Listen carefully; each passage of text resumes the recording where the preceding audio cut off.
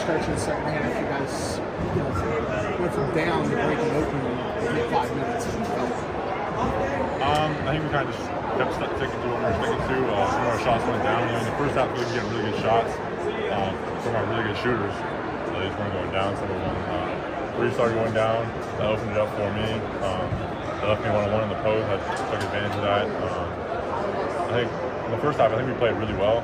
I think they hit some really, really tough shots. Pickey hit those. He's a really good player. Obviously, we players hit good shots, but he hit those 2 scoop shots on me.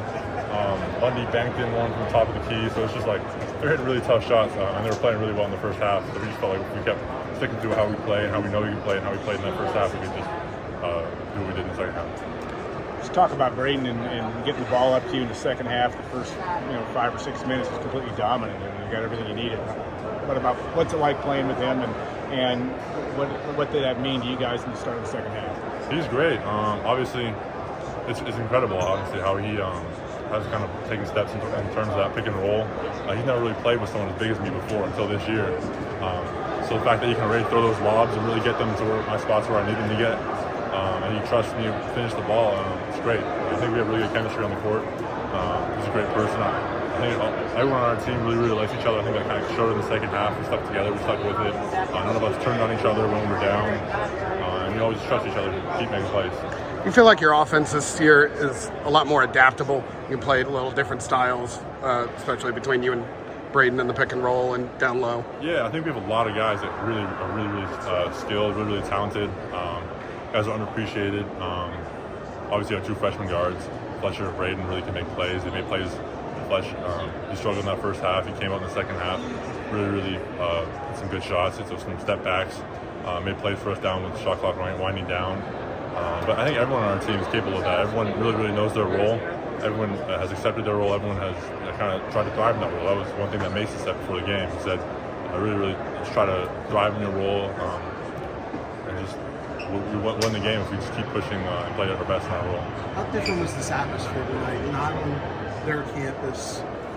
Building has some history. What was it like playing there? I think it was a great atmosphere for them. Even though this building's not the biggest, they really packed it. It got really loud. I think because it's such a small building, because the roof's kind of domed like that. Yeah. They went on some runs. The crowd got really into it. Obviously, they're a great team. They deserve it. I think Shrew's a great coach. We've all been around him. Most of the guys from our team. They really deserve the fan support they got, and it got really loud. It was a great game.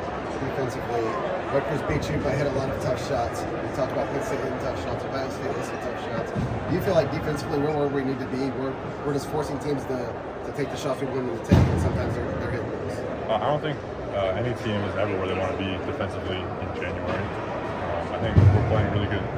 We're making teams take the shots that we want them to take, but obviously you can always bring it up a level. You can keep improving. Obviously we're not satisfied. I think we did a good job this game controlling those offensive rebounds. I don't think they got too many. Controlling the defensive glass, that was one big thing for us. Make sure we had the positive rebound margin, and then forcing those tough twos. And we feel like we're going to win a lot of games if we do that. Did you take it up a level defensively to start that second half? They started to go away. You got hands in the lanes, hot balls in the night, things like that. Yeah, I think we have really great defenders that really stepped it up. Braden Smith is very. He might be short, but he's very his wingspan is deceptively long. Ethan did a great job on the ball. I think he's really unappreciated. I think he's the best defender on our team. I think people don't understand what he brings to this team. On that end, he brings always great energy, great hustle. He makes plays.